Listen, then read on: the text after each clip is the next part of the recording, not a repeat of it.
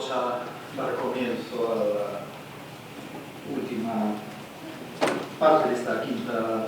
sesión con la intervención, tal y como estaba previsto, de Rafael Serrano, de la Universidad de Valladolid, sobre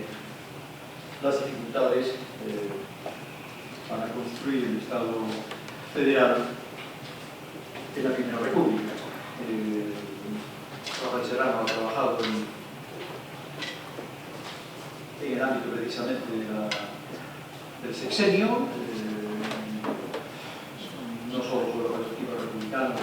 federal, sino en el conjunto del sexenio. Ha publicado también recientemente una biografía, en todo caso,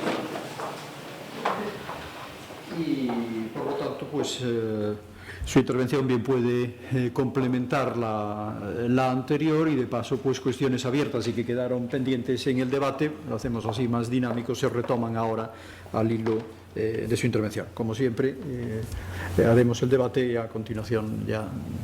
tienes la palabra. Muchas cuando gracias, quieras. Muchas gracias.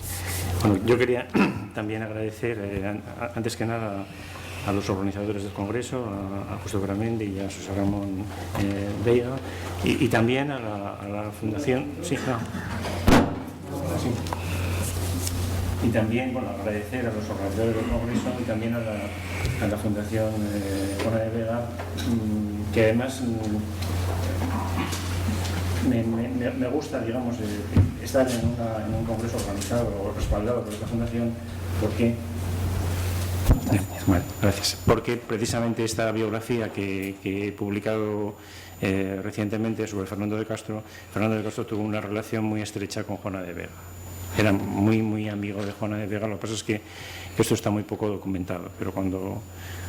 muere Juana de Vega, Fernando de Castro es el que hace la necrológica en uno de los periódicos publicados por Concepción Arenal, otra amiga de Castro. Bueno, eso lo sabe bien Maricruz Mateo, que lo ha estudiado. Quiero decir, bueno, pues ya lo ha señalado el presidente de la mesa, que yo voy a hacer una reflexión más digamos, desde los conocimientos, digamos, que tengo sobre el sistema democrático, más porque yo no me considero como tal un especialista en republicanismo o federalismo. En ese sentido, bueno, pues lo que les pido a ustedes, recordando las palabras de Castelar en las Cortes, una expectación benévola hacia mi intervención. Bueno, hay algunas de las cosas que voy a decir, bueno, pues que se van a solapar con lo que ha dicho Fernando, pero es verdad que Fernando, yo creo que ha hecho una reflexión más desde dentro del republicanismo, de las culturas republicanas, y la mía va a ser pues más elemental, más predecible sobre un poco las posibilidades o imposibilidades de asentar un Estado federal. Bueno, quiero advertir de entrada que en realidad, y aunque voy a tomar como centro de mi intervención, lógicamente, la Primera República, para hablar de este reto incumplido de establecer un Estado federal en España, es necesario remontarse a los inicios del sexenio, al momento que ya se ha evocado antes, en que una mayoría de los demócratas españoles, en las reuniones que celebraron en el Circo de Rivas de Madrid, se pronunció, ya al inicio mismo del sexenio democrático, se pronunció no solamente a favor de la proclamación de la República en España, sino por medio de la fórmula federal. En la celebrada del 11 de octubre ya se sometió a la concurrencia por parte de José María de Orense la siguiente proposición. Pedimos que la reunión se sirva a declarar que la forma peculiar de gobierno del Partido Demócrata es la República Federal. Una proposición que sería aprobada en la siguiente reunión del 18 de octubre y que, sobre todo, sería respaldada mayoritariamente a partir de la toma de postura del gobierno provisional pocos días después a favor de la monarquía. Pero hay que remontarse también al prestigio que la idea federativa, asociada generalmente a la República, había adquirido antes de la Revolución de Septiembre entre los medios democráticos europeos y españoles, en tanto que la forma más perfecta de organización, en este caso supranacional, y como estadio superior al que los distintos pueblos, la humanidad en su conjunto, deberían de aspirar. y como el mecanismo más eficaz para lograr esa paz universal o perpetua que había preocupado a los pensadores, filósofos ilustrados como el propio Immanuel Kant. Así, en Europa post-napoleónica, la idea federativa gozó de una singular aceptación y a ella propendieron movimientos políticos como la Joven Europa de Giuseppe Mazzini, congresos pacifistas como el celebrado en París en 1849 bajo la presidencia de Víctor Hugo, o proyectos varios, más o menos estructurados, como los formulados por Carlo Cataneo, el propio Hugo, Pierre-Joseph Proudhon, o en España Francisco Pi Margall o Fernando Garrido. Todo ello no era incompatible, todo lo contrario, con la construcción nacional, como se ve bien en el caso de Mazzini. En el caso concreto de España, esta decantación concreta por la idea federal se ha atribuido sobre todo a la influencia que entre los emigrados españoles en París, tras la frustrada insurrección del cuartel de San Gil en 1866, ejerció el pensamiento federalista de Proudhon, conocido gracias a la traducción que llevó a cabo Francisco Pi Margall. Carmen Pérez Roldán ha señalado que esta aportación teórica proporcionó una estructura ideológica al naciente republicanismo. Pero se ha apuntado también que el federalismo de Pi es anterior a la asimilación que hizo de las tesis contenidas en Du Principe Fédératif de Proudhon, pues se puede retrotraer a su obra La reacción y la revolución de 1854.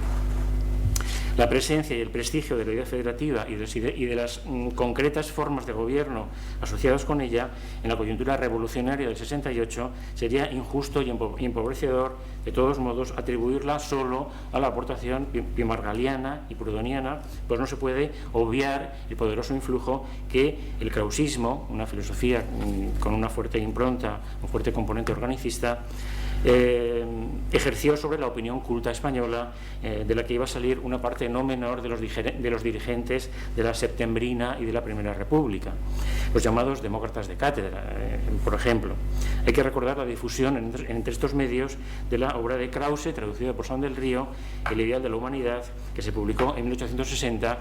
8 años antes, por tanto, de que viera la luz la versión del libro de Proudhon. De hecho, en el propio pensamiento de Pi, en la época de la polémica con los demócratas individualistas, se advierte esa posible influencia cuando afirma, en un artículo en La Discusión de abril del 64, que es autónomo no solo el individuo, sino también toda agrupación humana que ha llegado a constituir un verdadero organismo.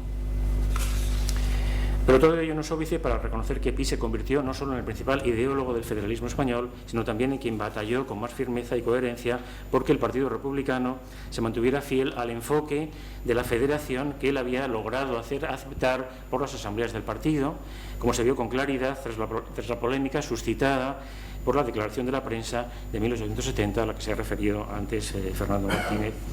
y que no voy a entrar en ella. Este empeño de Pi y su aceptación por sus partidarios hizo que la otra alternativa republicana, la de la República Unitaria, no gozara de prestigio ni por tanto de atractivo político,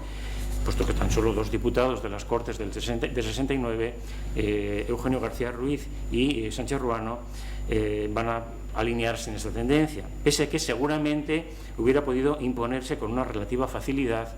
sobre todo en toda esta etapa de interinidad hasta noviembre del 70, de haber atendido Prim y otros dirigentes de la Gloriosa las invitaciones que en este sentido les hicieron algunos republicanos como Castelar en el propio debate constituyente. Yo creo que ese es un aspecto que no se ha estudiado suficientemente. Probablemente hubiera tenido más posibilidades de asentarse en una república unitaria que la república federal. Queda, sin embargo, por ahondar en el hecho de la muy rápida conversión de los demócratas españoles al nuevo credo y la popularidad inmensa que la federal adquirió entre las masas populares, sobre todo en las ciudades. Yo creo que aquí probablemente interviene en gran medida, aparte de otros factores, también la aversión hacia el centralismo, hacia Madrid, digamos, que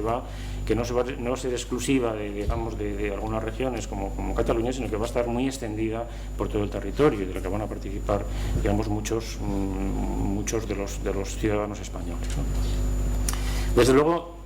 este es un dato, es decir, esta adhesión y esta popularidad es un dato incontrovertido que tanto los observadores de la época como la historiografía posterior ha certificado y que se concretó en unos buenos resultados en las elecciones municipales de diciembre del 68 y en las constituyentes de enero del 69, que sin embargo se quedaron muy lejos de las esperanzas que los propios federales habían acariciado. De esa manera no estuvieron en condiciones de impedir que las Cortes mantuvieran la monarquía, las Cortes Constituyentes del 69 mantuvieran la monarquía como la forma de gobierno, aunque presentándola como una institución que tenía poco que ver con la que había encarnado Isabel II, puesto que se trataría de una monarquía democrática y de origen popular. Aquí hay que ver la influencia enorme de los principios del Partido Demócrata el pacto al que había llegado el sector occidentalista del Partido Demócrata con los progresistas y los unionistas bajo un poco la dirección de Nicolás María Rivero. Bueno, es conveniente recordar de todas las maneras, habida cuenta de que los federales en el breve periodo en que ostentaron el poder en España no lograron sacar adelante su propia Constitución, que la proclamada en junio del 69 fue la que estuvo vigente también durante aquella corta experiencia, durante la Primera República. Entre otros motivos porque, como se ha afirmado, si se prescindía de su artículo 33 relativo a la monarquía, se trataba de un texto altamente compatible con una solución republicana. De hecho, recordaba, cuando estaba preparando esta intervención, leyendo las memorias de Nicolás María Estebanez, decía, y yo creo que no le faltaba razón, que en el 73 no se llegó realmente, a decir, a pesar de la proclamación que hicieron las Cortes de la República como una República Federal, es decir, eso no se llegó a concretar y la República fue una República unitaria, que queda, digamos, compatible, digamos, o se veía facilitado por esta Constitución del 69. Bueno, decía que era un texto compatible con esa solución republicana, sobre todo por el énfasis que ponía en los derechos individuales, que dentro del discurso político federal constituían una pieza básica, se puede decir que eran el eslabón primero y quizás el más importante en la argumentación que les llevaba a defender la autonomía de los organismos colectivos como el municipio o el Estado regional.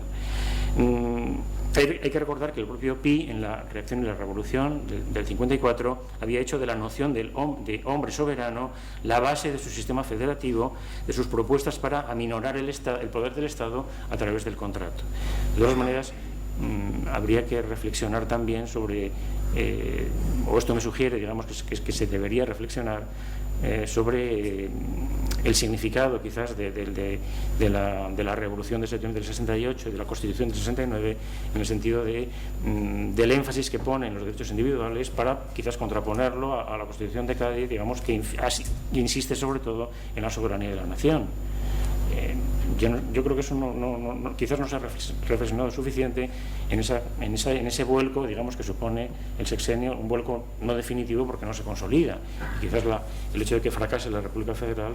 contribuye decisivamente a que no se consolide esa otra vía, ese otro sesgo, digamos, más individualista. Bueno, como es conocido, entre el final de la primavera y los comienzos del verano del 69, y en buena medida como consecuencia de la frustración que supuso la aprobación de la Constitución y de la estrategia parlamentaria practicada hasta entonces, los federales de provincias impulsaron una organización del partido que tenía como eje principal los pactos federales suscritos por los representantes de las grandes regiones históricas del país, pero significativamente en ausencia casi completa de los diputados a Cortes. Esta iniciativa, que comenzó con el Pacto de Tortosa,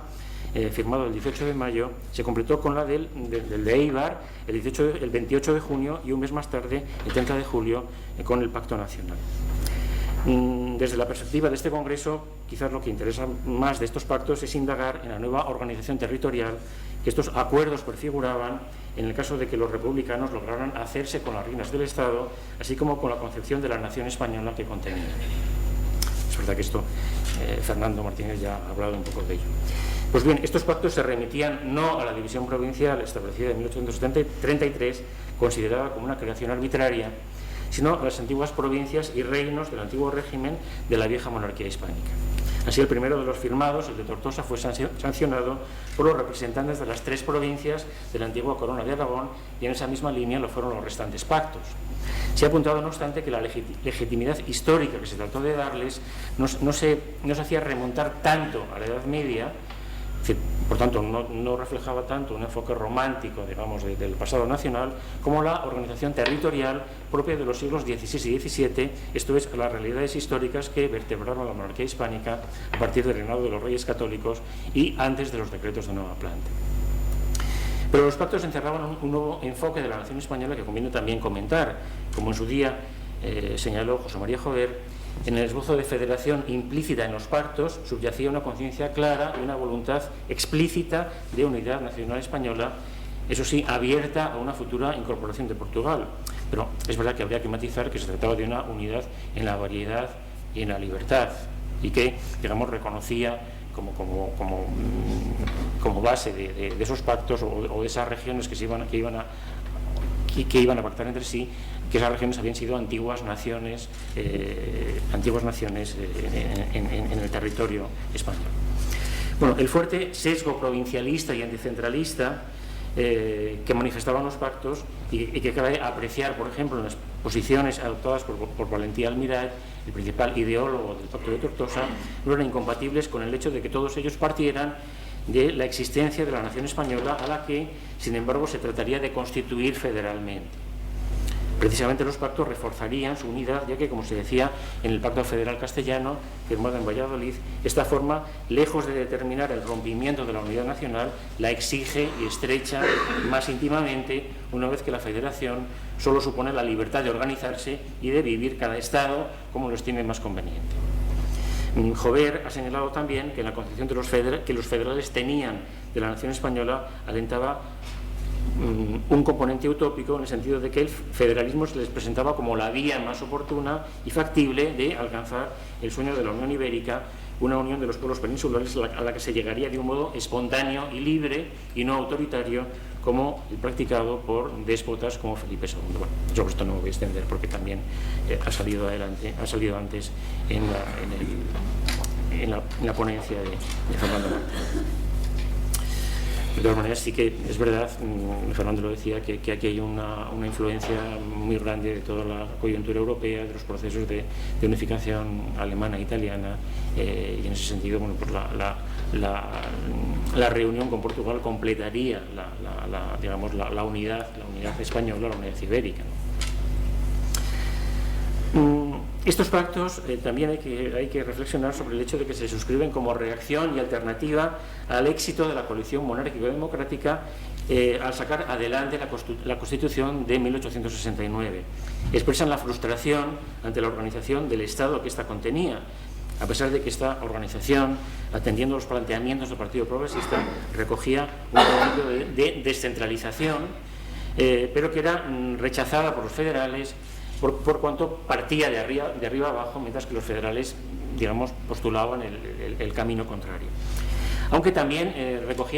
estos pactos recogían la decepción y el recelo frente a la táctica parlamentaria adoptada hasta entonces por el partido. Se puede decir que estos acuerdos implícitamente presuponían o prejuzgaban una vía revolucionaria, no parlamentaria, para implantar la República Democrático Federal en España.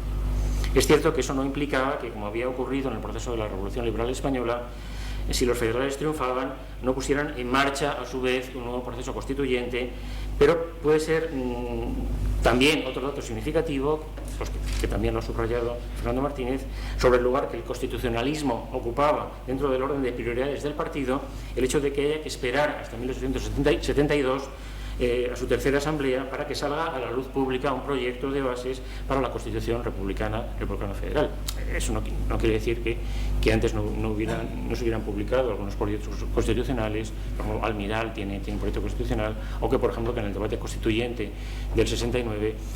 implícitamente, digamos, se pueda reconstruir, digamos, la Constitución alternativa que los federales deseaban para España. En el discurso también citado de Pi Margall del 19 de mayo, pues, digamos, ahí se puede decir que están las bases de una futura Constitución federal. Bueno, que los pactos presuponían implícitamente la opción por una vía revolucionaria canalizada a través de la espontaneidad juntista, en palabras de Antonio Jutlar, ya quedaba en cierto modo predeterminado por el análisis que en ello se hacía de los pasados hechos de septiembre del 68, pues, como se afirmaba en el Pacto de Tortosa, su finalidad expresa era la de convertir el pronunciamiento de septiembre en una revolución. Como resulta conocido, subyacía a esta formulación el enfado y la decepción sentidas por una mayoría de los que todavía, a principios de octubre del 68, se etiquetaban como demócratas ante el manifiesto dirigido a la nación por el Gobierno provisional del 25 de octubre de aquel año, en que ante la cuestión de las posibles formas de gobierno para España expresó su opinión favorable a la monarquía. Bueno, no voy a relatar aquí, porque me parece que no procede, los pormenores de la insurrección federal de otoño del 69, pero sí quiero llevar su atención a que la misma no fue ajena en absoluto, a pesar de su carácter en buena medida espontáneo o improvisado, a la estructura partidaria creada por los pactos suscritos algunos meses atrás, así como las advertencias consignadas en ellos sobre el inicio de una posible acción revolucionaria para el caso de que los derechos individuales fueran violados. Aquí vemos también la importancia, digamos, la prioridad que tienen los derechos individuales en el credo federal. En el caso catalán, por ejemplo, se formó una junta revolucionaria para levantar a toda la región e, invocando el Pacto de Tortosa, solicitó la ayuda de otras regiones o estados. El Pacto Nacional, en cambio, parece que no desempeñó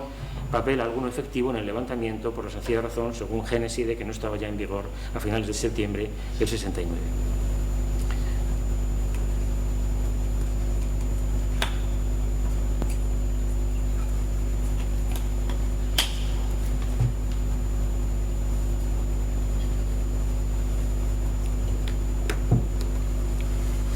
Bueno, hay que esperar, como ya se ha dicho aquí, al año del 72 para tener conocimiento del primer proyecto de Constitución Republicano Federal redactado por Nicolás Salmerón y por Eduardo Chao, y que fue presentado y aprobado en la tercera asamblea del partido. Antes de entrar en la estructura territorial que este proyecto prefijaba, conviene llamar la atención sobre el hecho de que los redactores del mismo se remitían a la tradición juntera para cubrir la solución de continuidad que se daría entre la desaparición de la monarquía y la instauración plena de la República. En ese sentido, en sus bases 61 y 62 se decía que, sean cualesquiera las circunstancias en que se proclame la República, regirá a la nación hasta la reunión de las Cortes Constituyentes una Junta Central compuesta de un representante de las actuales provincias. Esta Junta asumiría todos los poderes, nombraría un gobierno provisional y convocaría Cortes Constituyentes. Sin embargo, y aunque el proceso se canalizaría inicialmente a través de las provincias, como vemos, estas provincias diseñadas por Javier de Burgos, el resultado desde el punto de vista de la organización territorial sería otro, pues en la base tercera del proyecto se establecía que los organismos políticos de la nación son el municipio, el cantón o estado regional y el estado nacional. Puesto que la determinación precisa de los organismos infranacionales había de llevarse a cabo atendiendo a factores económicos, históricos o geográficos, era obvio que el proyecto daba pie a una revisión completa, o podía dar pie a una revisión completa de la organización territorial vigente, si bien competiría a la nación, representada en las Cortes Constituyentes, establecer y definir la nueva articulación territorial. Se ha observado asimismo que en este proyecto de Salmerón y Chao las unidades federadas ocupaban una posición desventajosa respecto del Estado federal, por cuanto su autonomía constitucional y sus competencias se encontraban sujetas a importantes limitaciones. Ciertamente, si uno lee el modo como se definía al Estado nacional, se percibe, además de una directa inspiración krausista, que parece evidenciar que al menos esta parte había sido redactada por Salmerón, un cierto tono dirigista o centralista, ya que el Estado, como órgano superior del derecho de la nación, estaba facultado para establecer los principios y reglas cardinales que han de presidir a la Constitución y funciones de todos los poderes en los estados particulares, amén de otras condiciones a las que estos deberían de sujetarse. Hay que retener estos aspectos del proyecto analizado para contrastarlos con los otros dos borradores de Constitución que se van a presentar a las Cortes en el verano del 73 y que también ha mencionado Fernando Martínez.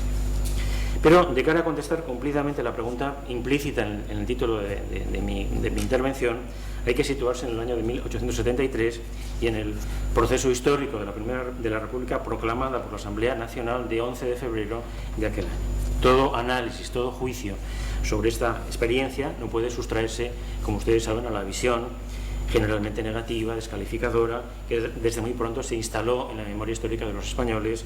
en la fama que rápidamente alcanzó la República, en su cultura política respecto de este suceso. Jover ha hablado de un mito negativo para condensar esta percepción tan sumamente crítica que quedó casi completamente cuajada, elaborada, antes incluso de que finalizara el siglo XIX, y a la que contribuyeron, aportando valoraciones complementarias, en su propósito descalificador, historiadores como Marcelino Méndez y Pelayo, Ildefonso Antonio Bermejo, literatos como José María de Pereda, Gaspar Núñez de Arce, el jesuita Luis Coloma, ensayistas como Manuel de la Revilla y hasta republicanos que habían tenido un protagonismo verdaderamente fundamental en la experiencia republicana como Emilio Castelar. La Primera República quedó así connotada por una serie de defectos capitales como el separatismo, asociado íntimamente a los sucesos cantonales, el socialismo, el utopismo y más adelante con el ilegalismo, que estaría relacionado con el modo como se implantó la nueva forma de gobierno, haciendo caso omiso a los procedimientos prescritos por la Constitución vigente, la de 1869. Hay que recordar de todas maneras también lo que dice Estebanez, que probablemente la Primera República fue uno de los regímenes o uno de los cambios, digamos, políticos del 19 más legalistas, porque lo hicieron los parlamentarios y no se hizo a través de un golpe de Estado, de un pronunciamiento militar. Aunque es verdad que se saltaron ciertos preceptos, digamos, de la Constitución del 69. Bueno, en una percepción más inmediata, pero no por ello menos eficaz, la Primera República se asoció con el desorden, con el caos, con una inestabilidad radical y constitutiva de su misma naturaleza. A ello responde todavía la acepción de la República, recogida en la edición de 1970 del Diccionario de la Lengua Española, pero que se inspiraría fundamentalmente en la imagen forjada en los lustros siguientes al 73 y que dice lugar donde reina el desorden por exceso de libertades. Por eso no resulta fácil la tarea de desbrozar las posibilidades que evidentemente existieron de cumplir el reto mencionado de edificar un Estado federal en España y más aún de consolidar la forma de gobierno republicana. Teniendo en cuenta ese prejuicio generalmente negativo instalado en nuestra cultura política y que no deja de afectar al análisis que uno como historiador puede y debe intentar hacer sobre el 73, a mí me ha parecido, después de darle muchas vueltas al asunto y de orientarme primero a ahondar en las causas de su fracaso, que debería modificar mi enfoque y apoyarme también en aquellos relatos de lo entonces sucedido que no prejuzgaban desde el inicio la suerte de la joven República Española y en los que el autor o los autores no excluían de entrada las posibilidades de establecer con éxito en España la federación. Sin diseñar otros relatos, me he basado por ello pues, más en los detallados análisis que hace el propio Pi Margall en el reinado de Amadeo de Saboya y la República del 73. Pi Arzuaga, pues parece que fue el autor de, digamos, al menos de ese tomo de la historia contemporánea, Historia de España, perdón, en el siglo XIX, o de Enrique Vera y González en el tomo segundo de su Pi Margall y la política contemporánea, que quizás es más expresivo que los anteriores, sobre todo desde la perspectiva de las posibilidades de hacer la federación, en este caso desde abajo. Bueno, el modo no revolucionario o insurreccional con que vino la República y el papel que inicialmente jugaron los dirigentes del Partido Radical, un partido que deben recordar ustedes que era un partido monárquico, el partido que había gobernado hasta el 11 de febrero con el rey Amadeo I, habría condicionado casi decisivamente la opción tomada por los federales y señaladamente por su ideólogo y dirigente más caracterizado, Pi Margall, de llegar a la federación a través de una vía estrictamente legal y constituyente desde arriba, renunciando al modo como la masa federal y buena parte de los dirigentes provinciales entendían que debería de hacerse, también en buena medida de acuerdo con lo que había escrito Pi Margall, es decir, constituyéndola desde abajo por medio de un proceso revolucionario y acorde con la tradición juntista. Es cierto que optar por esta vía conllevaría un riesgo cierto de que el poder central desapareciera absolutamente por un tiempo, aunque fuera breve, como había ocurrido, por ejemplo, en 1808, y en las circunstancias concretas en las que nacía la República, con carlistas y alfonsinos tratando de derribar al nuevo régimen, y con la insurrección cubana siempre activa, podía ser conveniente mantener un poder central capaz de hacer frente a estos peligros. Esto explicaría que fuera el propio Pi quien redactó y argumentó la proposición en la Asamblea Nacional declarando la República como forma de gobierno, pero dejando su organización a unas futuras Cortes Constituyentes, es decir, no prejuzgando ya de entrada la forma federal para la República. Por otro lado, es oportuno recordar que los dirigentes federales, para no contradecir su propia historia, tenían muy presente que uno de sus principales argumentos para desautorizar la política que había seguido el gobierno provisional tras la Revolución de Septiembre había sido su explícita preferencia por la monarquía, como ya les he indicado, sin contar todavía, además, con un príncipe que pudiera que hubiera aceptado desempeñarla, lo cual había abierto un prolongado periodo de interinidad que había durado hasta la elección por las Cortes de Amadeo de Saboya a finales de 1870. Precisamente para no repetir sus errores, dirigentes como Figueras o Pi Margall se opusieron a que la República recién proclamada fuera adjetivada como federal, porque eso suponía decantarse por una forma específica de república sin tener hecha todavía la federación. No es menos cierto que la interinidad republicana en este caso existió al menos el tiempo que duró la conflictiva convivencia con los radicales y se pudo llegar al fin, el 1 de junio, a la apertura de Cortes Constituyentes. De todas maneras,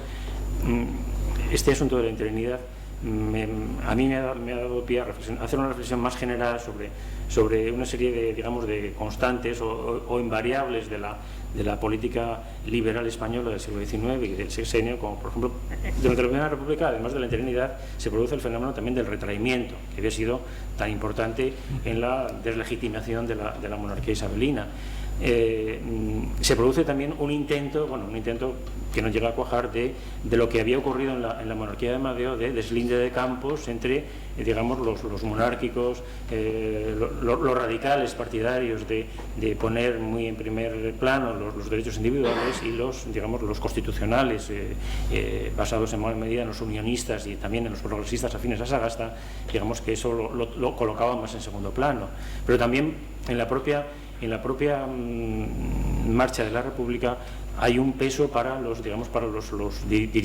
para el pretorianismo, en el sentido del papel que desempeñan algunos generales republicanos, como el caso sobre todo de Contreras. Es decir, sí que hay una serie, digamos, de constantes que no digo que se repiten, pero que afloran también en esta etapa.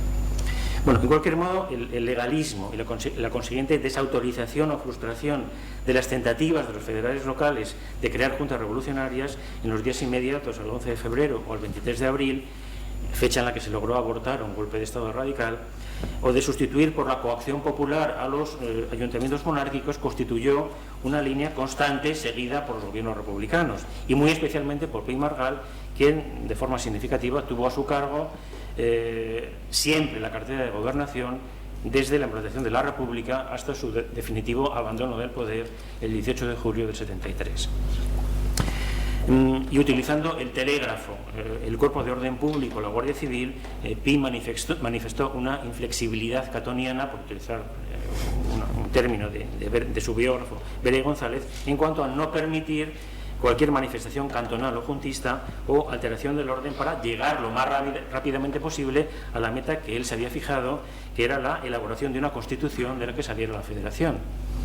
En esta misma línea, pero de un modo meridiano en cuanto al conservadurismo que denotaba, cosa que no se puede afirmar en cambio de Pi, cabría mencionar la satisfacción expresada por Estanislao Figueras en su discurso de apertura de Cortes del 1 de junio, que parece ser que fue redactado por Castelar, por haber sido capaces de traer la República sin revolución, pues él no quería en modo alguno que se asociara una cosa con otra, afirmando incluso que nuestra República nada tiene que ver con la Revolución Europea. Bueno, en este legalismo, en esta opción por una vía legalista, sin duda influyó también la circunstancia de que en Pi, como en otros prominentes líderes del republicanismo español de aquella coyuntura, como Figueras o Salmerón, pesaba mucho su formación jurídica, su condición de abogado. En su caso, a pesar de que su teoría federal se podría considerar que constituía una incitación a la revolución, en el sentido de que las organizaciones locales del partido tomaran la iniciativa y procedieran a formar municipios o cantones soberanos, Pi no se salió nunca, ni durante el sexenio, ni en la Primera República, de los cauces legales y parlamentarios. Para el principal estudioso de Pi Margall, el principal estudioso moderno de Pi Margall, Antoni Jutglar, su obsesión por la labor legislativa de las Cortes Constituyentes, aprobando la Constitución Federal, constituye uno de los errores políticos más graves en que incurrió el político federal. Pero al lado de este factor, es decir, de los condicionamientos que le imponía su formación jurídica, estaría también otro factor, quizás pueden ustedes considerar que menor, pero yo creo que leyendo estos textos también se ve que influye, otro factor muy característico, diríamos, de los valores masculinos heredados por la cultura liberal, como era la caballerosidad, el sentido del honor o el respeto a la palabra dada. Y en ese sentido, el mantenimiento de la transacción a la que habían llegado los dirigentes federales con los radicales el 11 de febrero para implantar la República era algo a lo que Pi se sentía obligado a, digamos, a mantener, y le conducía a obrar de la manera en que hizo y a no aprovecharse de las circunstancias para constituir rápidamente o abruptamente la federación, como podría haber hecho sobre todo tras la derrota radical del 23 de abril. Yo creo que no es de desdeñar este factor a la hora de explicar otros episodios y crisis de la naciente República. Bueno, a trancas y barrancas, por tanto, los gobernantes republicanos, y en particular Pi, que era quien había puesto mayor empeño y convicción en ello, lograron alcanzar su meta de reunir a las Cortes Constituyentes, pero estas apenas llegaron a discutir y ni siquiera votaron la Constitución Federal, como es conocido. Bueno, no era realista, por tanto, esta vía de constituir la federación, esta vía legalista.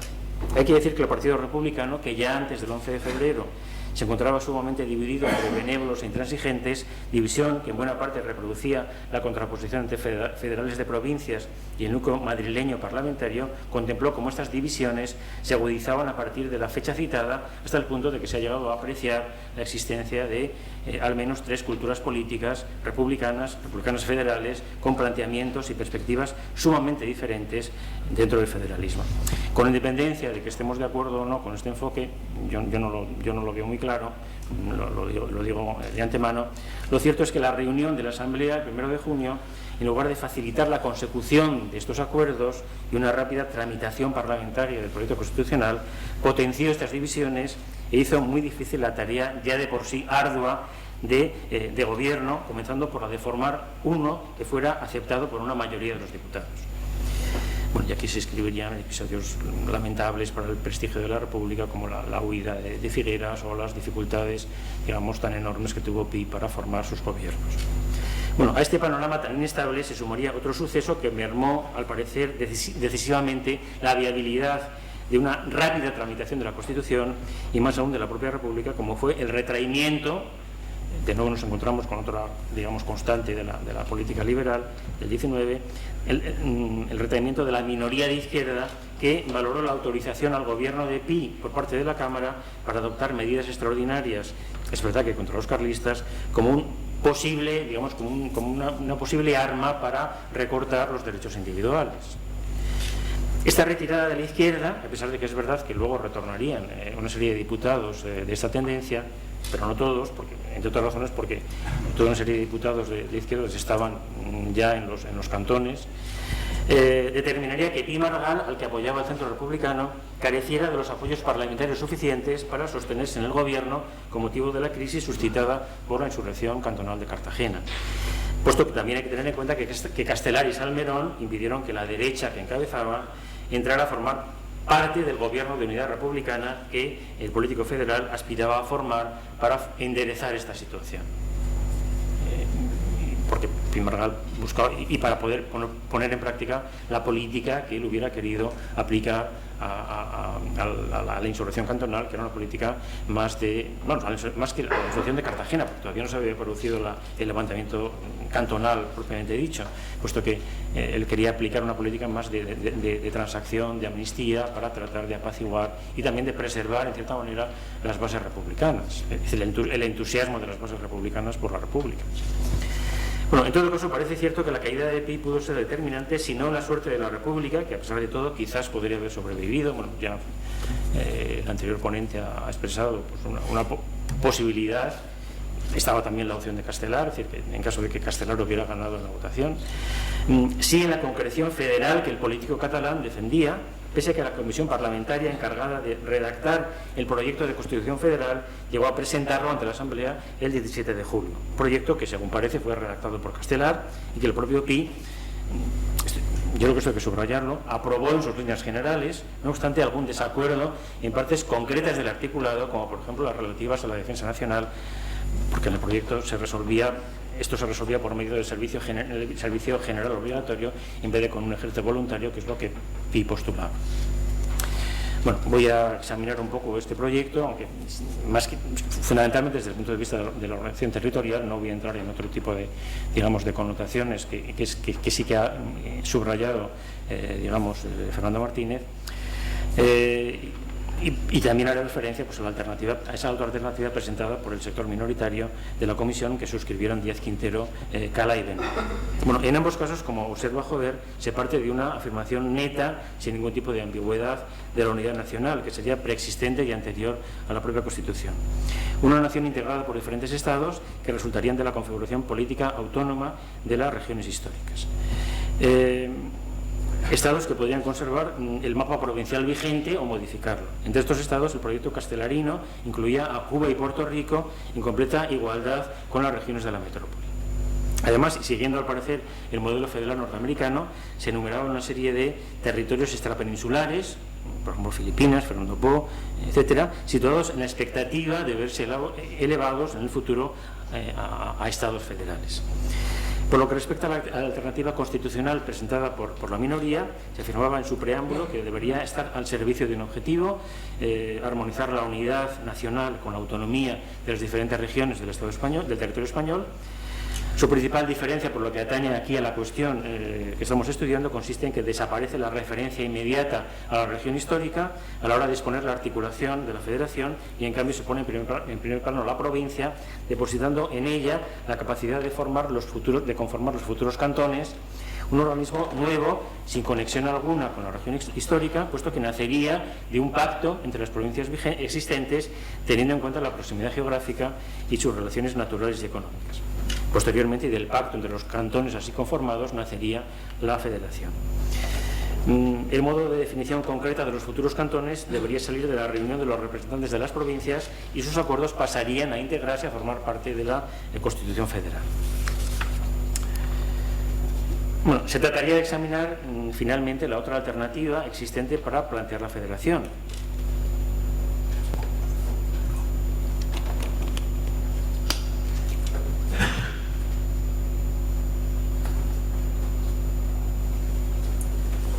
Bueno, una alternativa revolucionaria en el sentido de que trastornaba la legalidad vigente, la legalidad, digamos, aportada por la Constitución vigente del 69,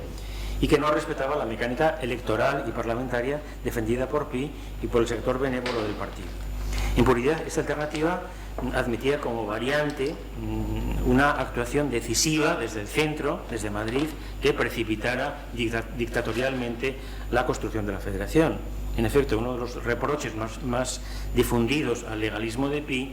se refiere precisamente a no haber aprovechado la derrota de los radicales el 23 de abril para establecer una dictadura republicana que agilizara todo el proceso.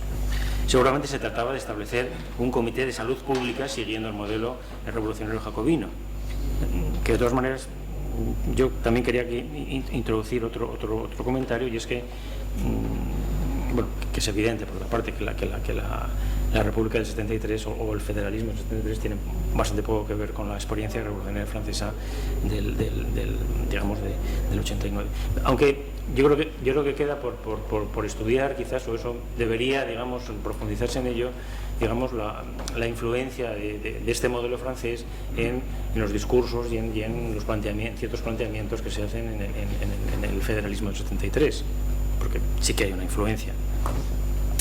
Bueno, en cualquier modo, habría prevalecido la vía parlamentaria, el parlamentarismo, que Vera y González enfoca despectivamente, y esto, a su juicio, sería la consecuencia del pecado original de la República, es decir, el hecho de que la República había nacido del convenio entre los federales y los radicales. Pero esta alternativa se concretaba sobre todo o podía concretarse sobre todo en la actuación revolucionaria de los federales de provincias, adueñándose del poder municipal o provincial para constituir municipios o cantones autónomos que, concertándose entre sí por medio de pactos, desembocarán, por tanto, en la plasmación de la federación tal y como una mayoría del partido la entendía y como el propio Pi la había concebido. En efecto, dentro del dogma federal, también es significativo que se hable del dogma federal, pero también se ha hablado del dogma progresista, de otros dogmas políticos en el siglo XIX.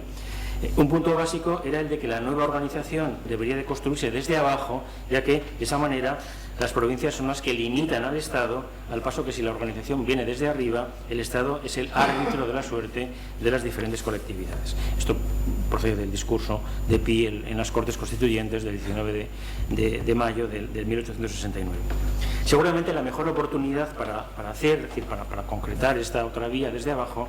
que se dio durante la Primera República fue el proyecto de crear el Estado catalán en marzo de 1873 por parte de la Diputación de Barcelona, y que resultó finalmente frustrado por las presiones del gobierno central y por el precipitado viaje que su presidente, Stanislao Figueras, efectuó a Barcelona para hacer desistir a su propósito a los federales catalanes. También es verdad que también esto vino facilitado por el acuerdo adoptado finalmente por las Cortes de disolverse el 9 de marzo. Volviendo de nuevo a la opinión de Vera, este lamentaba la suspensión del que aún hoy debemos considerar todos los federales salvador proyecto. Hay que tener en cuenta que para este autor el Estado catalán podría haber sido en aquellas circunstancias, sobre todo por la potencia, digamos, política y económica de Cataluña, podría haber sido la base de la Federación Española.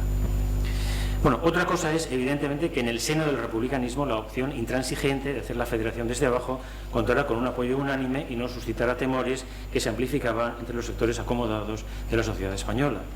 Me refiero aquí, lógicamente, a las divisiones que recorrían al movimiento republicano, no ya solo por motivos estrictamente políticos, sino también sociales, por las pretensiones y proyectos revolucionarios desde el punto de vista de la organización de la sociedad o de las relaciones económicas que ciertos sectores más radicalizados defendían. Hay que recordar que entre estos sectores el objetivo de su lucha era la República Federal Social, un último adjetivo que añadía un matiz preocupante desde la perspectiva de la gente de orden. Y es que, como han puesto de manifiesto diferentes estudios locales, existía una zona de confluencia entre el republicanismo avanzado e internacionalismo, y no una fractura neta entre ambos, como se había supuesto en épocas anteriores. O que la Commune de 1871 suscitó un gran interés y simpatía entre estos sectores por razones comprensibles, por su municipalismo, por su insurreccionalismo, pero también por su tendencia socialista, en la misma medida que sirvió de aglutinante para la movilización conservadora y antifederal, como atestiguan publicaciones como La defensa de la sociedad de 1872. Bueno, es conocido además que en la insurrección cantonal del 73 se dio una colaboración en diferentes grados de miembros de la AIT, de la Internacional, de la Primera Internacional, con las nuevas instancias revolucionarias, aunque esto no se tradujo por regla general en medidas de signo colectivista u obrerista o en una revisión de las principales líneas de fuerza de la sociedad burguesa. En todo caso, la alternativa citada se materializó en la sublevación de Cartagena el 12 de julio y en el intento de convertir a esta plaza casi inexpugnable en el punto central de la Revolución Federal. Pero ello respondía tanto más que a un impulso de los federales locales a un plan fijado desde Madrid y preparado por el Comité de Salvación Pública, en el cual figuraban, entre otros, Roque Barcia y el general Contreras, llamados a asumir la jefatura del Directorio Provisional de la Federación Española, una especie de mini-estado en competencia con el gobierno central o con el pequeño Estado carlista.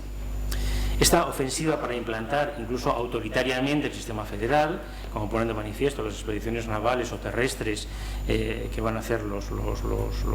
insurrectos cartageneros por el sudeste español, habría que diferenciarla de la oleada de proclamaciones cantonales que se lleva al conocimiento de la dimisión de Pi y Margall como presidente del Poder Ejecutivo el 18 de julio y que buscaba impedir que con la llegada al poder de la derecha de la Asamblea, en la persona de Salmerón, quedara postergada indefinidamente la implantación efectiva del sistema federal, respondiendo por otro lado a la definición que las propias Cortes habían dado a instancias de Orense de la República el día 6 de junio, es decir, de la definición de la República como República Federal. En este sentido, como ha hecho notar Gloria Espigado, el cantonalismo, más que una demostración de impaciencia de los federales locales, sería la expresión de la desconfianza hacia los verdaderos sentimientos abrigados por una benevolencia a la que se creía dispuesta a traicionar el compromiso en favor de la federación. De todos modos, yo creo que algo de impaciencia sí que hubo. Frente a lo que ha dicho, o frente a cómo lo ha enfocado el anterior ponente, el proyecto constitucional, que hay que recordar de todas maneras que fue redactado por Castelar, fue presentado en las Cortes menos de un mes después de que se nombrara la comisión encargada de prepararlo. Es decir, que estamos hablando de unos tiempos bastante cortos, ¿no? Bueno, no voy a entrar en el detalle de la revuelta cantonal, entre otros motivos porque las oportunidades de implantar la federación con mayores posibilidades de éxito se habían disipado ya, o lo estaban siendo como consecuencia de la propia revuelta. Es decir, la por una parte la consolidación del Estado catalán, el 9 de marzo, la materialización de la dictadura republicana por parte de Pi tras el intento de golpe radical del 23 de abril, o la vía parlamentaria desde arriba. Todas estas posibilidades, estas diferentes alternativas, o bien fueron desechadas por quienes podían haberlas practicado, precisamente por su opción legalista, o fueron aplazadas o repudiadas por el sector conservador del republicanismo, tomando como pretexto justamente la insurrección cantonal. Aunque esto no quita para que otros sectores y personalidades del partido, entre ellos el propio Pi Margall, de manera muy destacada, aún albergaran esperanzas de reconducir el proceso. Bueno, de ello se ha hablado antes, por medio de practicar no una política de mano dura, sino de amnistía y transacción que no destruyera del todo la esperanza y la movilización de las masas republicanas en favor de sus ideales políticos, y que pudiera revertir en beneficio de la causa republicana y federal cuando las Cortes reanudaran sus sesiones después de la suspensión impuesta por Castelar. En todo caso, y para terminar, deseo recordar que el fenómeno cantonal o la insurrección cantonal sacó a relucir distintas perspectivas y acentos sobre el modo de constituir la federación, como evidenciaron, por ejemplo, los casos de Sevilla y de Cádiz. También sobre esto sería interesante reflexionar o discutir.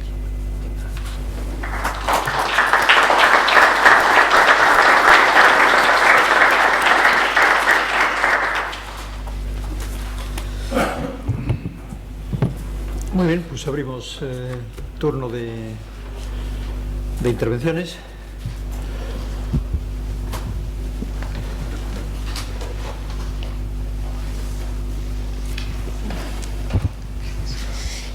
Coro Rubio, de la Universidad del País Vasco. Quería pedirle al profesor Serrano que reflexionara un poquito él sobre esa reflexión tan interesante que ha apuntado, que me ha parecido muy sugestiva, en la que se debería ahondar, como ha dicho, respecto al vuelco que significa el sexenio, al poner el énfasis en los derechos individuales frente a la Constitución de Cádiz y su subrayado sobre la soberanía nacional. Es un tema que me interesa especialmente y ya sé que lo ha apuntado para que como sugerencia de reflexión, pero me imagino que alguna idea en la cabeza, algo me gustaría que explicara un poquito. Gracias. Pues tampoco, no sé si tengo la respuesta a la pregunta, pero en todo caso voy a tratar de pensar un poco sobre ello, así en alta voz, ¿no? Y sí, yo creo, a mí sí que me ha llamado la atención esa afirmación rotunda, digamos, de las Cortes de Cádiz, de que la soberanía reside en la nación, aunque es verdad que eso no quita para que luego también en la propia Constitución o en los decretos de las Cortes se reconociera una serie de derechos individuales, pero vamos, lo prioritario quizás es esa soberanía nacional, que luego, por otra parte, partidos como el Partido Progresista la recogen o forma parte de su dogma político, por volver otra vez a ese tipo de lenguaje del 19. Pero luego yo creo que, bueno, y esto quizás el presidente de la mesa a lo mejor puede hacer un comentario mucho más informado y más rico que el que yo hago aquí, digamos, la ruptura que en cierta manera supone los planteamientos de ciertos demócratas, quizás sobre todo Pi Margall, pero también yo creo que habría que introducir aquí el causismo. Es decir, imponer, digamos, en primer plano y como algo prioritario, anterior a toda Constitución, los derechos del individuo, los derechos individuales, ¿no? Lo que pasa es que yo creo que durante el sexenio eso, si bien, es decir, ese planteamiento, si bien yo creo que es asumido sinceramente por los federales, es verdad que quizás también habría que quizás establecer algunas gradaciones seguramente, o también el modo como lo entendieron, habría también que quizás que discutir mucho sobre ello, pero luego los otros sectores, los otros partidos que habían hecho la revolución, es decir, los partidos que van a formar la coalición monárquico-democrática, lo asumen de boquilla realmente, es decir, o tenían, digamos, un tipo de cultura política que era bastante poco compatible con ese respeto, digamos, a los derechos individuales. Bueno, es conocido, bueno, porque ya es casi un tópico que sale en las obras sobre Sexenio, esa frase de Sagasta de los derechos inaguantables, ¿no? Y luego, y yo creo que como señalaba, a mí me parece que sí que la frustración de la República Federal supone, digamos, el que este tipo de enfoque, digamos, no pueda prevalecer o durante mucho tiempo, digamos, no llegue a arraigar verdaderamente, ¿no? Es un poco lo que se me ocurre. Pero vamos, yo creo que aquí hay otras personas, tanto en la mesa como en el público, que probablemente puedan aportar también otras matices complementarios a esta cuestión, pero que yo creo que es una cuestión importante dentro de la historia del siglo XIX español. Sí, por retomar el tema y seguir en la reflexión abierta, claro, la diferencia capital, y eso lo habéis apuntado, es que Cádiz no tiene declaración de derechos. Y esto que la historiografía nacional ha tratado de desconsiderar, creo que tiene, sin embargo, una importancia clave en la concepción del propio texto y de la visión política que allí hay, y que tiene que ver con la idea de ciudadano, y que tiene que ver, por lo tanto, también con la idea de nación. Es que estamos en mundos muy distintos. La nación y esa soberanía esencialmente residida en la nación de Cádiz, como se dice en el texto, reside en una nación, sí, pero una nación entendida con una serie de servidumbres extraordinarias. Es una nación corporativa, como una corporación de corporaciones. De hecho, no es una nación entendida como ciudadanos libres e iguales. Aquí el Estatuto de la Ciudadanía, que se proclama y en los discursos y en los debates de corte se puede ver perfectamente la retórica del sector liberal. Sin embargo, no podemos traducir,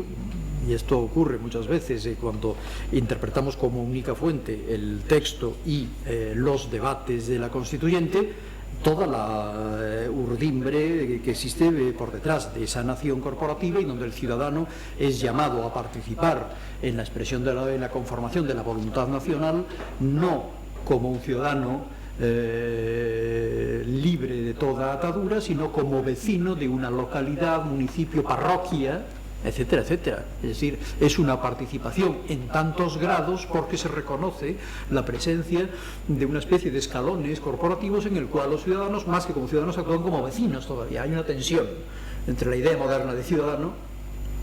del que está libre de toda ley, legibus solutus, como antes se pretendía, del monarca absoluto, pues ahora es el que está pendiente de cualquier tipo de tradición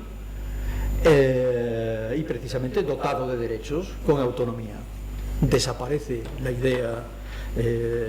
esa idea que se diría abstracta de nación, pero también desaparece su contraparte, que es la idea del ciudadano. Con lo cual lo que tenemos en Cádiz es un ciudadano que se llama a participar a través de las redes corporativas, y por lo tanto su estatuto es un estatuto más precario, más intermediario, que le hace, por lo tanto, prescindir de una declaración. La estructura básica de la Constitución es una parte dogmática y una orgánica. La parte dogmática es la declaración de derechos, y falta por completo que se reconocen algunos pequeños derechos, y los historiadores nacionales dicen, no, pero hay toda una serie de artículos que reconocen derechos. No, pues el cambio es cualitativo. Es que la declaración de derechos como parte dogmática de la Constitución precede al resto, a la de parte orgánica como distribución de poderes, precisamente porque cimienta las bases de los derechos individuales, políticos o sociales de la ciudadanía. Por lo tanto, no es algo baladí, sino el síntoma, efectivamente, de que estamos en una desconsideración del papel del ciudadano en su sentido moderno, y aunque evidentemente hay esa tensión en la Constitución, se trata de instaurar la ciudadanía, la idea de ciudadano, pero no nos engañemos, no es una nación de ciudadanos todavía. Hay mucha servidumbre sobre el pasado, y lo que se lleva por delante es justamente lo que se reclama por parte del liberalismo radical, y digo liberalismo radical o federal porque comentaba antes el proyecto de Flórez Estrada. Lo primero que sorprende en el proyecto de Flórez Estrada es que, mientras es condescendiente, sabiendo que en aquella coyuntura no podía desafiar la forma monárquica y postular la republicana, y lo que trata es de, digamos, vaciar de contenido la figura del monarca. Sin embargo, es intransigente en redactar en su Constitución toda una parte dogmática de declaración sistemática de derechos, muy amplia, por cierto, porque traspasa los derechos individuales y políticos para entrar en los sociales e incluso lanzar una serie de diatribas contra el derecho de la propiedad, entender que las desigualdades económicas, dice textualmente en el prólogo, son la causa de las desigualdades políticas, y es la primera vez que eso aparece en un texto en la historia de España. Estamos hablando de un texto publicado, redactado en 1810 y que se ha publicado en 1812, una versión primero en inglés y luego otra en Cádiz. Claro, en el momento de esta Constitución que estamos hablando aquí, lo que está ya claro es que esa idea de ciudadanía requiere una declaración sistemática de derechos. Por eso no es una parte con la que hay que, en mi opinión, pasar rápidamente, sino que es muy reveladora de lo que es la auténtica estructura política del sistema. Y desde el punto de vista ya de los demócratas, evidentemente, por eso había tanta insistencia hasta la saciedad, como te veré esos comentarios, los derechos inaguantables, ya está bien de derechos, todos son derechos, etcétera, etcétera, porque detrás está precisamente la figura del ciudadano. Yo quería añadir ese perfil en conexión directa y complementando lo que se apuntaba aquí. ¿Había más palabras pedidas? Por aquí. Aquí al fondo. Darío Varela, estudiante de Historia en la Facultad de Santiago de Compostela. Me gustaría preguntarle al profesor Rafael Serrano, en el discurso me pareció entenderle bien, a la hora de la idea de la instauración de una dictadura republicana y de un comité de salud pública estilo jacobino, mediante la Revolución Francesa, ¿qué fuerza llevó a tener esa idea de implantación, si realmente fue más que posible llevar a cabo esa idea, y esa fuerza, esa idea o solución del momento, quién la apoyaría más, si esos que estaban partidarios de descentralización o bases que estuvieran a favor de llevar la República hacia un modo más unitario? Bueno, yo creo que quienes sean partidarios de establecer este comité de salud pública o seguir en ese aspecto el modelo revolucionario francés eran los intransigentes, eran digamos los federales, quizás dentro de si seguimos un poco esa clasificación hecha por Román Miguel entre diferentes culturas políticas, serían los que él etiqueta como me parece que son socialistas jacobinos, no sé si lo estoy diciendo bien. Es decir, partidarios de reproducir, que por otra parte seguramente también era compatible con toda la tradición juntista española, ¿no? Yo creo que no tenían nada que ver con los unitarios, al contrario, los intransigentes eran quizás los más hostiles a algún tipo de república unitaria. Y respecto de me parece que me preguntabas también sobre las posibilidades yo creo que en conjunto yo creo que eran pocas, ¿no? Pocas, primero porque los dirigentes, los principales dirigentes del partido habían optado por esa vía legalista. Y de hecho, ya he señalado que es muy revelador que Pi Margall, digamos, ocupe la cartera de la gobernación, es decir, de orden público, en todo el periodo en el cual está en el poder, precisamente para tratar de impedir que esa vía legalista descarrilara a través de algunas de ese tipo de tentativas, ¿no? Porque luego, hombre, probablemente si Pi Margall hubiera hecho lo que algunos de sus biógrafos le deploraban que no hubiera realizado, y que incluso que él mismo digamos en escritos posteriores lamenta en cierta manera el no haber tomado esa opción, es decir, haber aprovechado la oportunidad del desmantelamiento, digamos, momentáneo de las fuerzas que se oponían a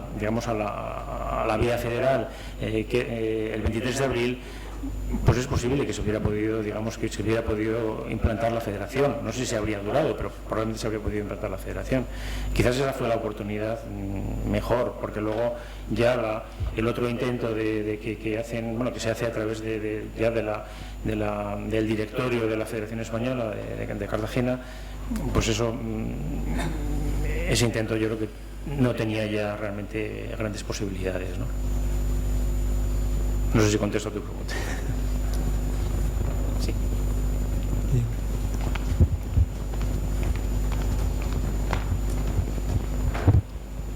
Xosé Rodríguez da SC. Ayer me tocó estar ahí y renuncié a utilizar el derecho en aras del tiempo. Ahora, como tenemos un poquito más, me voy a permitir hacer un comentario que es una pregunta, no amenazo. Es una pregunta, pero es un tema que me había sugerido ya ayer y no lo pude comentar, ¿no? Y es un tema relacionado, en realidad son dos preguntas relacionadas entre sí, que luego tienen bastante que ver con el título del Congreso de Poder y Territorio, ¿no? Yo me refiero concretamente a las milicias civiles. Es decir, durante el sexenio se recuperan una variante de las milicias nacionales, las mismas que habíamos tenido en el trienio, las mismas que habíamos tenido en el bienio, ¿no? Donde estamos relacionados con el tema de poder y territorio porque, primero, son milicias armadas, es decir, tienen poder, tienen mucho poder, de hecho son armadas y peligrosas para mucha gente, para los moderados, para los conservadores, para los alfonsinos, son su coco particular, porque tienen poder. Pero es que además tiene una dimensión territorial que es muy interesante porque no dependen de ninguna instancia estatal, son exclusivamente de carácter municipal. Son de carácter municipal, eligen a sus miembros y eligen a sus mandos, con lo cual además tienen un componente democrático en momentos incluso de sufragio censitario en los que ese componente democrático no aparecía por ningún lado, y sin embargo en la elección de los mandos, por ejemplo, sí es una elección por parte de todos los milicianos. Durante el sexenio reaparecen con los voluntarios de la libertad, luego con los voluntarios de la República. Y a mí es un tema que me resulta muy, muy interesante, porque tú, por ejemplo, comenzaste tu intervención hablando de si había más o menos republicanos, que parece enlazar un poco con este. No, me refiero a que has comentado que dentro de los republicanos la idea era la federación, eso era la idea dominante, ¿no? Y yo voy un poco más allá, a esta idea de república sin republicanos. ¿Realmente hay una república sin republicanos? Cuando durante la República sigue habiendo voluntarios de la República, realmente hay un sexenio de demócratas sin demócratas, cuando realmente en muchas localidades, en muchas villas, no voy a decir en localidades pequeñas, pero prácticamente en todas las cabeceras de partidos judiciales se crean compañías de voluntarios de la libertad, no sé tanto si de voluntarios de la República, no lo conozco también, a lo mejor tú sí me puedes decir algo. Y con esto lo que quiero decir es que había un poder en ese sentido, había una dimensión territorial que era diferente, ese poder estaba referenciado a los ayuntamientos, había republicanos en ese sentido, había demócratas en ese sentido que tomaban las armas. Me gustaría que pudieras comentar o reflexionar algo sobre este tema, porque me parece muy interesante. Es decir, en lugar de repúblicas sin republicanos no podemos decir que lo que no había, o lo que no hubo, o lo que no se pudo, y eso enlazaría con tu propia conferencia, fue traducir políticamente ese apoyo que la República sí parecía tener, por lo menos a nivel local, por lo menos en algunos sectores del nivel local, pero que esos líderes republicanos embarcados en constantes diatribas personalistas, de egos disparados, fueron absolutamente incapaces de condensar para poder llevar adelante esa república o ese sexenio en el que sí había republicanos y probablemente sí había demócratas, incluso en los niveles locales o especialmente en los niveles locales, por no hablar ya de otro poder que no se ha mencionado prácticamente nada, que me parece fundamental, por ejemplo, el fracaso, que es el ejército. Yo sí conozco, ya desde mi tesis doctoral, las conspiraciones constantes de los alfonsinos, pero constantes con mandos del ejército, constantes. Con lo cual, realmente la República ni siquiera pudo contar con un ejército que le fuese realmente fiel. Hay algunas cosas que son auténticas traiciones. Por ejemplo, hay cartas que se envían a mandos del Ejército del Norte que están luchando contra los carlistas en 1873 y 1874, que les dice, ojo, una victoria contra los carlistas va a afianzar la República. Ojo, no vamos a ganar, vamos a esperar y ganaremos después. Yo creo que eso también explica en parte el fracaso de la República. Me gustaría, ya sé que he hecho una especie de batiburrillo extraño, pero me gustaría que me comentases algo de todo esto. Gracias. Trataré de, no sé si voy a poder seguir el hilo de tu razonamiento, pero bueno, intentaré contestar o también reflexionar un poco sobre cosas que has señalado, ¿no? Desde luego, esta cuestión de los voluntarios, de las milicias, es una cuestión, yo creo que, es decir, para estudiar el sexenio, yo creo que es una de las cuestiones fundamentales, porque es a través, no solo por el protagonismo, digamos, que van a tener estos voluntarios en ciertas coyunturas políticas del sexenio, como la insurrección del 69, o luego pues durante la Primera República, la insurrección cantonal, etcétera, sino también porque es decir, estas milicias es quizás la afiliación, el enrolamiento, digamos, en estos cuerpos voluntarios es quizás una de las vías principales, digamos, de socialización en los valores. Sí, sin duda republicanos, porque estos cuerpos voluntarios fundamentalmente eran republicanos. Entonces, junto con la creación de clubs, digamos, de la difusión de las doctrinas republicanas que se podía hacer en los clubs, bueno, digamos, estaba también, yo creo que de manera muy importante, esta socialización en estos cuerpos, digamos, armados que existían en todas las poblaciones importantes, ¿no? De todas maneras, yo creo, yendo más atrás, incluso a mí me parece que este asunto de la milicia nacional, desde ese punto de vista, digamos, como un espacio de sociabilidad política, sociabilidad política primero radical y luego quizás republicana, yo creo que merecería un mayor estudio del que quizás ha merecido, ¿no? Porque los cuarteles de la milicia nacional yo creo que eran espacios fundamentales de sociabilidad política. Vamos a ver si enlazo con otras cuestiones que has señalado. Repúblicas sin republicanos. Bueno, yo creo que cuando llega la República sí que había unas bases populares que van a formar parte de estos voluntarios de la República, digamos que una base popular importante que apoyaba a la República. Es verdad que esos apoyos eran suficientes para el conjunto, digamos, de la sociedad española para sostener de manera duradera, asentar de manera duradera el régimen republicano. Yo creo que eso es más dudoso, más discutible, ¿no? Porque probablemente no dejaban de ser una minoría, una amplia minoría, pero probablemente no dejaron de ser una minoría urbana, sobre todo porque pero no sé si eso porque luego es verdad que luego esto se liga con la cuestión del ejército, como tú has planteado, y es que realmente al estudiar la Primera República y las posibilidades de supervivencia de la República, como tú bien has señalado, te topas con el ejército por todas partes, ¿no? Y además es que yo creo que los dirigentes republicanos, a mí me parece, vamos, quizás lo que voy a decir, no sé si refleja bien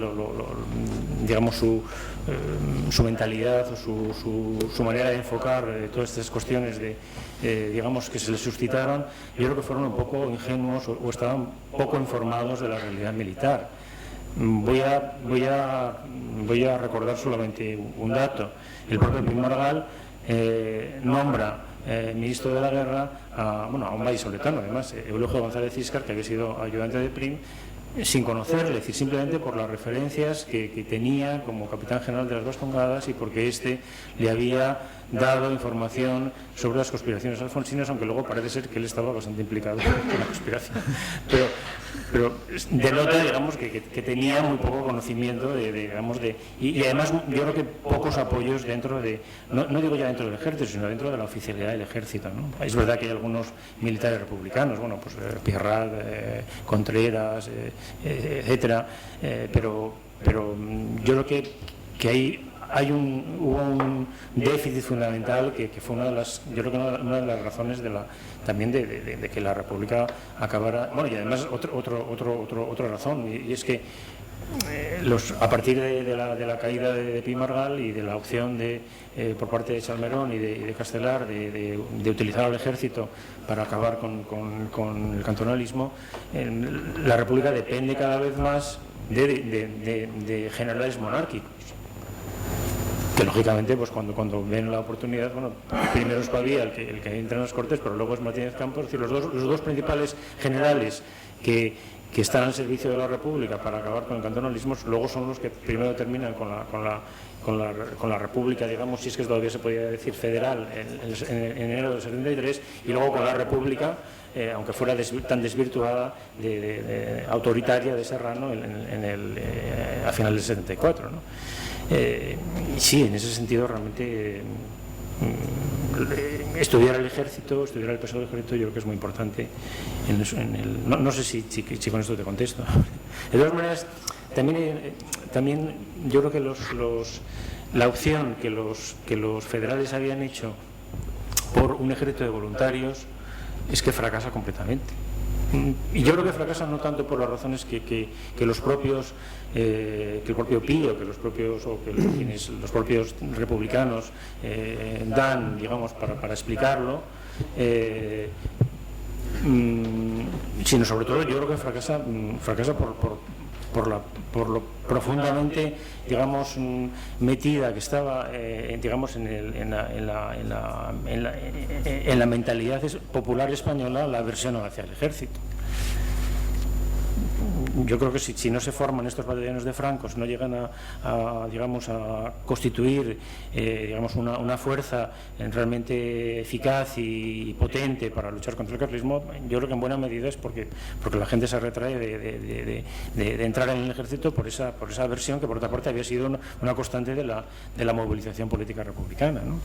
Y además es que yo creo que los federales plantean esta cuestión del ejército de voluntarios en un momento en que en Europa, digamos, como consecuencia también de la victoria prusiana y del modelo prusiano sobre Napoleón, va a imponerse más, digamos, el ejército basado en el servicio militar obligatorio. Es decir, que lo hacen ya un poco quizás a destiempo, ¿no? Bueno.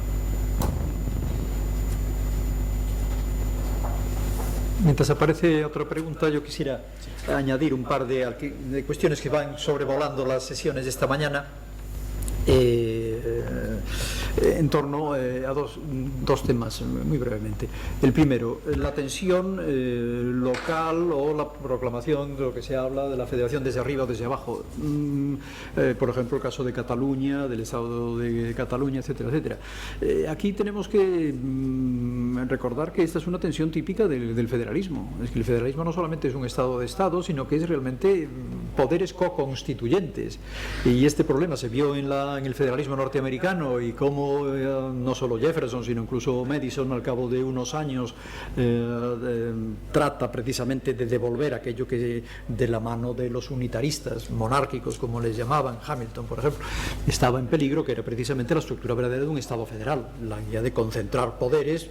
no solamente desde el punto de vista militar, sino desde el punto de vista económico, que era el proyecto de Hamilton sobre todo, desde que se crea el Banco y la Reserva Federal en Estados Unidos, y hay un proyecto de centralización para defender la esencia del federalismo precisamente como un Estado de Estados, y que por lo tanto también hay una voz que no solo una vez de los poderes legislativos de los Estados, sino también de su propia constitución y autoorganización. Esto que vemos hoy en día y que se ha discutido en España es que comienza la reforma por los estatutos. Bueno, es que muchas veces empieza la reforma por los estatutos o por las constituciones de los estados federados y no de la del Estado federal. Esta es una tensión típica de coordinación constitucional, pero no hay digamos, una perspectiva kelseniana superior de una constitución del Estado que ilumina a las otras, etcétera, etcétera, sino que es una tensión típica que se puede escolar hacia un lado o hacia otro políticamente, depende de los casos, pero es típica del federalismo, digámoslo así. Política normal, por lo tanto, que aparezcan este tipo de fenómenos. Otra cosa ya son los cantones o el insurreccionalismo, etcétera, etcétera. Y en segundo lugar, yo creo que habría que valorar, al margen de esta sensación que se tiene de las divisiones que estamos constantemente señalando, las divisiones entre los federales, de los republicanos, etcétera, etcétera, algo que someto a la consideración de los presentes, pero por decirlo rápidamente, quienes primero introdujeron en España la idea de partido político en su sentido moderno son los republicanos. son los primeros que saben que hay que hacer un partido político que consta de organización y de programa. Y esta idea de organización más programa está ausente en todas las fuerzas políticas hasta que llegan los republicanos. Y que su obsesión con los aspectos de la organización y sus escisiones sirven precisamente, primero, para tener claro cómo se gestiona, porque sabemos que el programa se obtiene precisamente porque hay que poner de acuerdo a las facciones mediante una poderosa organización, y sin una poderosa organización no hay programa, no nos engañemos, y por lo tanto no hay partido político, y ellos eso lo tienen claro. Y yo creo que esta es una aportación fundamental del republicanismo, federal o no, porque dan muestras a las diferentes fuerzas políticas precisamente de esa novedad de la capacidad de generar organización y programa, cosa que no existía en los demás. No había programas, reunirse, discutir tanto sobre los programas, ver cómo se organizaba la estructura local. De hecho, si nos fijamos en algunos lugares, por ejemplo Cataluña o por ejemplo Galicia, sin ir más lejos, nos encontramos con que, por ejemplo, cuando los regionalistas se organizan, los catalanistas, quienes les resuelven los problemas organizativos son siempre personal procedente de los republicanos. Además que ver aquí a Murguía recorriendo a los republicanos y cada vez que quiere organizar una, no siendo el republicano, de quien se acaba de fiar para organizar prensa, actos, etcétera, etcétera, y estructura, pues a los republicanos coruñeses. Todo el sector republicano es el que sirve luego para organizar. Esa dimensión son tradiciones organizativas y programáticas que yo creo que es una novedad importantísima en la competición política. Y que por lo tanto, al hilo de esas discusiones, y es cierto, de tanto énfasis en las decisiones, etcétera, etcétera, precisamente porque se valoraba extraordinariamente, podemos verlo desde el otro lado. Eso genera un hábito de organización, de discusión política, de estructuras locales muy articuladas, y de la necesidad de fijar programas que muchas veces sirven precisamente para provocar la ruptura, porque es el coste de todo tipo de organización, puede triunfar o fracasar, pero eso es política. Yo creo que esa muchas veces hablamos e insistimos tanto en las disensiones que nos olvidamos de esa aportación fundamental del republicanismo. Había una palabra.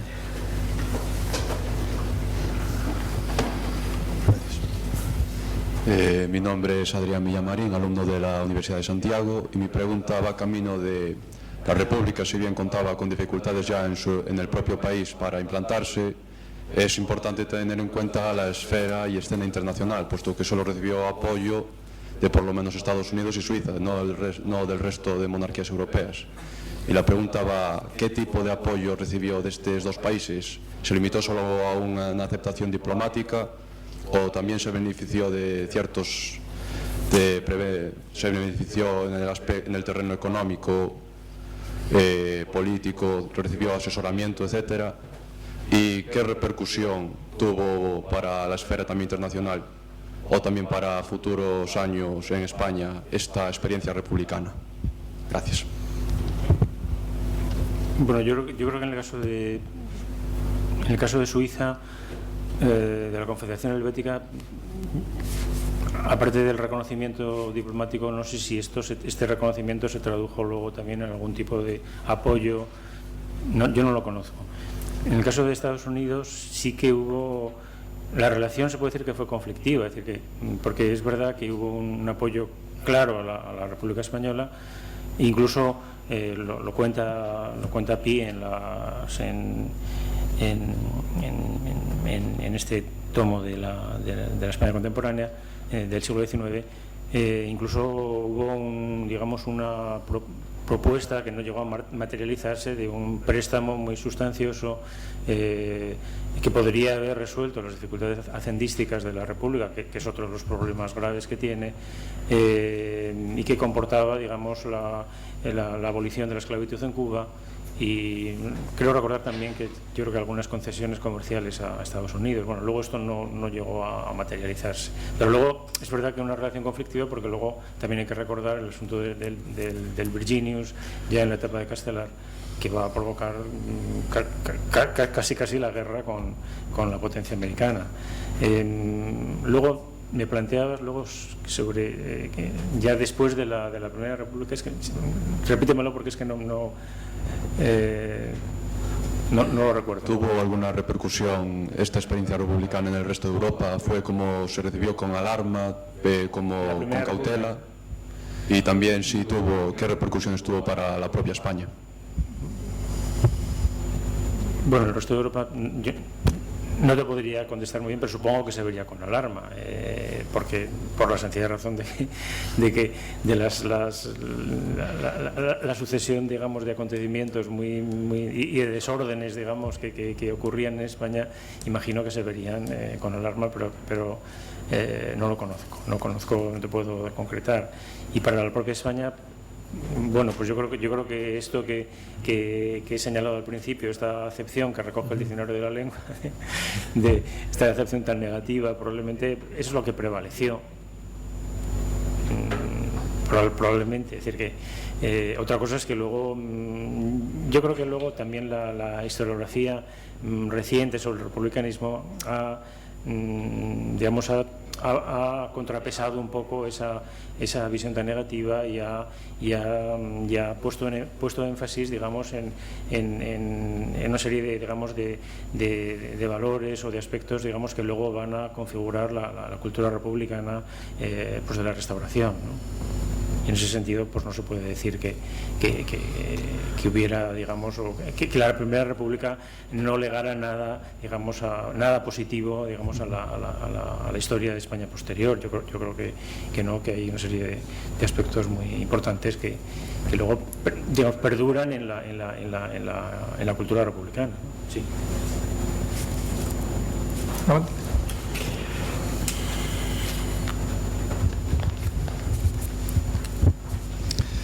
Bueno, respecto a esto último que has dicho, a mí me gustaría matizar algo el asunto, ¿no? Porque es verdad que la imagen que queda en la mayoría de la sociedad española y que las fuerzas de la derecha se encargan interesadamente de azuzar es: esto es una república, ¿no? O sea, cuando algo no funcionaba era un follón, con la acepción del diccionario que tú acabas de mencionar. Y es verdad también que el republicanismo federal de referente nacional español lleva una curva descendente durante toda la Restauración, de manera que cuando llega el momento de la Segunda República, el republicanismo federal propiamente dicho es una fuerza prácticamente marginal dentro del conjunto de las fuerzas republicanas de los años 30, y que una buena parte de ese republicanismo federal se ha ido templando y transformando en algunos sitios en republicanismo autonomista, no federal, por ejemplo aquí en Galicia, y de ahí nace la Orga. Sin embargo, la experiencia de la República Federal, de la Primera República Federal, tiene otras connotaciones que se refieren a movimientos de referente nacional distinto al español que aparecerán después. Y estas yo creo que también se deben de tener en cuenta. Los provincialismos, el catalán, el gallego, etcétera, habían sido incapaces de elaborar su propio modelo de Estado. Y digamos, el modelo federal de la Primera República les ofrece ese modelo. Es decir, las propuestas que tienen luego los regionalismos catalán y gallego, las propuestas de descentralización del Estado, que ya son algo más concretas, son muy deudoras de la experiencia de la Primera República Federal. Muy deudoras en lo que se refiere al reparto de competencias entre el poder central y los poderes regionales, no en la cuestión ideológica, porque evidentemente las bases de Manresa están ideológicamente en las antípodas de Pi y Margall, por ejemplo, ¿no? Pero sí en el esquema de distribución de poder desde el punto de vista territorial o vertical, bases que luego son copiadas aquí en Galicia, como muy bien estudió Ramón Maiz en su día, por Alfredo Brañas, con un esquema que está, pirateado, de las bases de Manresa, ¿no? Y eso va más allá, esa influencia va más allá de la fase regionalista. El programa matriz del nacionalismo gallego del primer tercio del siglo XX, que es el aprobado en la Asamblea de Lugo de 1918, plantea un esquema de reforma del Estado que está también íntimamente dependiente del esquema de la Primera República Federal.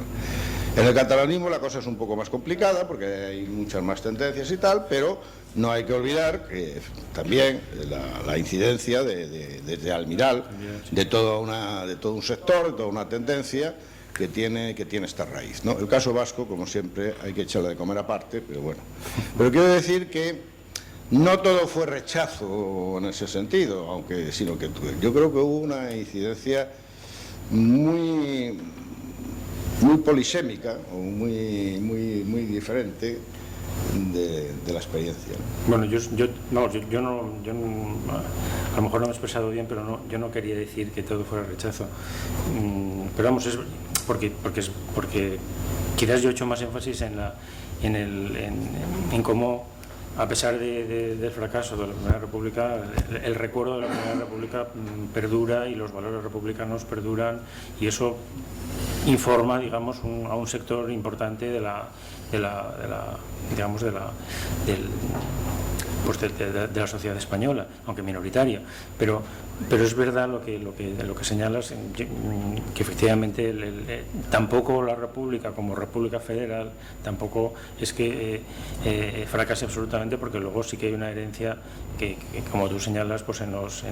regionalismos o nacionalismos posteriores, y que eso que introduce una serie, digamos, de modelos o que es importante también subrayar, claro.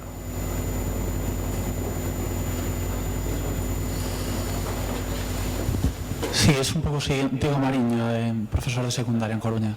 un poco siguiendo con lo mismo. Me interesaba saber la recepción de los políticos, bueno, de la experiencia política de la Primera República por parte de los dirigentes de la Segunda, en el sentido de que a veces parece, para los que no somos muy especialistas, parecen como déjà vus, o sea, repeticiones de ciertos dramas, ¿no? Por ejemplo, el tema, pues, de las tradiciones militares, un poco de lo naif, a lo mejor que eran con ciertas dirigentes militares, me refiero a los dirigentes políticos, ¿no?, republicanos, tanto en la Primera como en la Segunda, o esa cuestión también con la extrema izquierda o con las insurrecciones, pues, de cantonales, ¿no?, que incluso el episodio este de Quepí y Margalde, que se produjeron cuando parecía que iba a haber un giro a la derecha, ¿no? Parecen como, a veces, no sé si desde una perspectiva a lo mejor un poco que no conozco, que no soy muy especialista, me parecen como a veces repeticiones, ¿no?, trágicas. Y no sé si bueno, y que acaba un golpe de Estado, claro, que es el responsable directo, ¿no? Incluso por lo que decía el otro profesor, también pudo haber sido salvada si se hubiera actuado un poco más astutamente, o no sé, por parte de... todas estas repeticiones que veo yo, a lo mejor que está un poco en la mentalidad también popular, ¿no? Se hizo algún análisis por parte de los dirigentes de la Segunda República, o existía una lectura así intensa de lo que había pasado en la Primera y en las biografías a lo mejor de la gente de la Segunda. Ya sé que es una pregunta que se va a otro mundo, pero bueno, si existía una deuda o una lectura o una reflexión acerca de los dirigentes, o una identificación, o no sé, una reflexión acerca de la Primera y de los posibles, a lo mejor, errores, o de los posibles, no sé. Va un poco por ahí la cuestión. Gracias. Yo no conozco demasiado bien la cuestión, pero sí que se me ocurre, sí que hay una cosa muy evidente, o hay algunas cosas muy evidentes. Por ejemplo, pues cuando en la Segunda República se prepara y se aprueba la Ley de Defensa de la República, se tiene muy en cuenta, digamos, yo creo que los dirigentes de la Segunda República tienen muy en cuenta, digamos, la memoria de la Primera República como una experiencia, digamos, de fracasada y también de incontrolada. Y en ese sentido, yo creo que eso pesa mucho sobre los dirigentes republicanos. Y por otro lado, la memoria de la Primera República en la Segunda, aunque sea a lo mejor algo muy más elemental o más inmediato, pero yo creo que en muchas municipalidades españolas se cambia el callejero o también los grupos escolares y se recurre a nombres de dirigentes republicanos como Pi Margall, por ejemplo. Estoy acordando, pues, que en mi ciudad, en Valladolid, bueno, pues una de las plazas se le da el nombre de Plaza de Pi Margall, por ejemplo, otra Nicolás Almerón, que sí que es una manera, digamos, de reivindicar esa memoria histórica, ¿no? Y luego, probablemente tienes razón en que hay una serie digamos, como decía yo antes, de invariantes o constantes. Me refería más al siglo XIX, pero también que a lo mejor se podrían trasladar en cierta manera o reflexionar sobre ellos en la Segunda República. Por ejemplo, a mí se me ocurre que esta división tan casi cainita entre socialistas, prietistas y caballeristas me recuerda un poco la división dentro del republicanismo entre intransigentes y benévolos. Es decir, que ese tipo de... Bueno, es un poco lo que me suscita tu pregunta, ¿no? Pero no sé si te la contesto, pero bueno, es lo que me permite... Muy bien, pues no habiendo más preguntas, muchas gracias al ponente y muchas gracias a todos los asistentes. Damos por concluida esta sesión.